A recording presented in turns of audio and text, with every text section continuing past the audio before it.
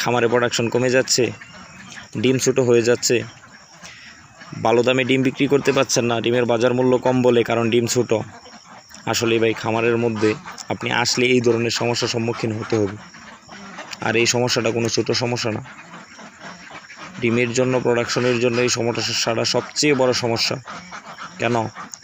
আপনি হাঁসের পিছনে পর্যাপ্ত খরচ করার পরেও সঠিক ফর্মুলা না জানার কারণে আপনার খামারে লস করতেছেন। ডিম ছোটো হয়ে যাচ্ছে, প্রোডাকশন কমে যাচ্ছে। এটার কারণ ভাই একটা, সেটা হচ্ছে আপনার হাঁসের মধ্যে প্রোটিনের ঘাটতি আছে। আপনার হাঁসের মধ্যে প্রোটিনের ঘাটতি আছে। আপনি যে খাবারটা দিচ্ছেন সেই খাবারটার মধ্যে যেইটুকু পরিমাণ প্রোটিনের দরকার ঠিক সেইটুকু পরিমাণ প্রোটিন পাচ্ছে না। আপনার খাবারের মানটা কম হচ্ছে, সেই কারণে আপনার খামারে প্রোডাকশন নেই এবং কি ডিম ছোটো। আসলে ভাই এইভাবে চলে না। একটা জিনিসের মধ্যে কমপক্ষে একটু ন্যূনতম ধারণা রাখতে হয় যে আসলে সমস্যাটা কোন জায়গাটার মধ্যে। যেই জায়গাটার মধ্যে সমস্যাটা, চিকিৎসাটা সেই জায়গায় করতে হবে। আপনি তাকে কি দিতেছেন, সে আপনাকে 60 গ্রাম 70 গ্রাম ওজনের একটা প্রোটিনের দলা দিবে। আপনার বুঝতে হবে 60 থেকে 70 গ্রাম ওজনের একটা প্রোটিন আমি যদি তার কাছ থেকে পাই, অবশ্যই তাকে ন্যূনতম 18% প্রোটিন দিয়ে একটা খাদ্য দিতে হবে। ন্যূনতম 18% প্রোটিন দিয়ে একটা খাবার দিতে হবে, যেই খাবারটার মধ্যে হাঁসের ডিম পাড়ার জন্য সবগুলো উপাদান দরকার। 2900 ক্যালোরি লাগবে, 18% প্রোটিন লাগবে। এই ফর্মুলা অনুযায়ী আপনি একটা খাদ্য তৈরি করেন, আপনার হাঁস খামারে প্রোডাকশন থাকবে ইনশাল্লাহ। কেন?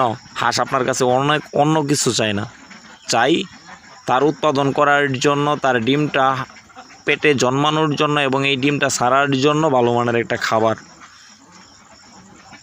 এইটুকু হইলেই এনাফ।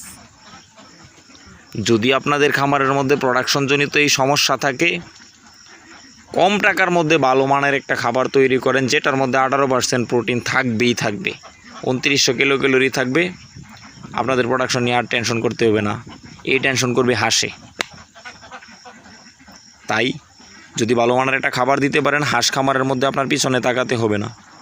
আর যদি ওই ধান গম এগুলা দিয়ে খামার শুরু করার চিন্তা ভাবনা থাকে, আল্লাহর হস্তে এই সেক্টরে যায়েন না, কারণ লস করার কোনো যৌক্তিকতা নাই।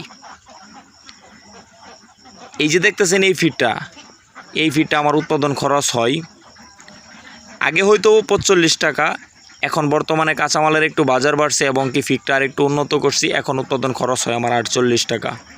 এই ফিডটা খাওয়ার পরে যদি আপনার হাঁস ডিম না দেয়, তাহলে বুঝবেন যে আসলে উপর থেকে আপনার রিজেকের ফয়সালা হয় নাই, সেই জন্য আপনার প্রোডাকশন দিতেছে না, নতুবা এখানে আর কোনো কিছু হইতে পারে না। এটাই 100%। খামার করতে গেলে এমন একটা ফিডের সহযোগিতা নিতেই হবে যদি লাভ করতে চান। যদি আপনাদের কাছে এই ধরনের কাঁচামাল এখানে অ্যাভেলেবেল না থাকে, ফিড মিলের কোনো ব্যবস্থা না থাকে, তাহলে টাইটেলে দেওয়া আমার নাম্বার আছে, আমার সহযোগিতা নিতে পারেন। ইনশাল্লাহ আমার কাছ থেকে সব ধরনের সহযোগিতা নিতে পারবেন। লসের ব্যবসা করবেন না, একটু বুঝে শুনে ভালো মানের একটা ফিড তৈরি করেন, খামার ব্যবস্থাপনাটা ভালোভাবে করেন, পরিবেশটা ঠিকভাবে দেন, লাভবান হবেন ইনশাল্লাহ। যদি এরকম ধরনের ফিডের প্রয়োজন হয় আপনার, আমার ঠিকানা হচ্ছে 30 ময়মনসিংহ। আপনি এখানে চলে আসেন, এই ধরনের ফিড নিজে তৈরি করে নিতে পারবেন ইনশাল্লাহ। আমি আপনাকে সর্বোচ্চ সহযোগিতা করব। আমার লাভের দরকার নাই, যে টাকা খরচ হয় সেই টাকা দিয়ে আপনি এখান থেকে ফিড তৈরি করে নিয়ে যান। আমি খামার থেকে যে টাকা লাভ করতেছি আলহামদুলিল্লাহ, এতে আমি সন্তুষ্টি। আমি যে আগে লস করছি সেটা আমার চোখের সামনে বাসলে আমার এখনও কান্না লাগে। কেন? আর্থিক ক্ষতিগ্রস্ত হলে ফ্যামিলির কাছে যে কেমন হতে হয় সেটা আমি বুঝছি।